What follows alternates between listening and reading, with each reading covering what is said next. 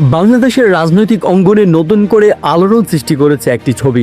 সামাজিক যোগাযোগ মাধ্যমে ভাইরাল হওয়া ওই ছবিতে দেখা যাচ্ছে কুকেচে ন্যাশনাল ফ্রন্টের কথিত প্রধান সমন্বয়ক চেউসিম বম গোপন বৈঠকে বাংলাদেশের বিতর্কিত সাবেক প্রধানমন্ত্রী শেখ হাসিনার সঙ্গে। চেউসিম বম, যার নামে পার্বত্য চট্টগ্রামের আদিবাসী বিদ্রোহের সঙ্গে গভীরভাবে জড়িত, তাকে বিদ্রোহী গোষ্ঠীর অন্যতম মূল পরিকল্পনাকারী হিসেবে ধরা হয়। তবে এই গোপন বৈঠকের ছবি সামনে আসার পর নতুন করে প্রশ্ন উঠেছে, এই বৈঠকের উদ্দেশ্য কি হতে পারে। অনেকেই ধারণা করছেন চেউসিম বম এবং শেখ হাসিনা মিলে বাংলাদেশে অস্থিতিশীল পরিবেশ তৈরি করার ষড়যন্ত্র করছেন, যেখানে ভারতকে সাথে নিয়ে এই সংকটকে আরও গভীরভাবে সফল করার পরিকল্পনা চলছে।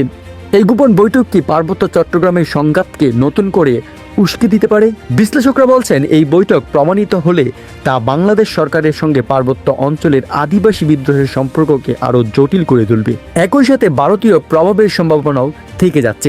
সামাজিক যোগাযোগ মাধ্যমে এই ছবি ছড়িয়ে পড়ার পর থেকেই আলোড়ন সৃষ্টি হয়েছে শেখ হাসিনার এই বৈঠকের প্রকৃত উদ্দেশ্য কি। শুধুমাত্র সময়ই বলে দিবে এই রহস্যময় বৈঠকের আসল উদ্দেশ্য কি ছিল। আপাতত বাংলাদেশের সতর্কতা বাড়ছে এবং সবাই অপেক্ষা করছে সত্য প্রকাশের।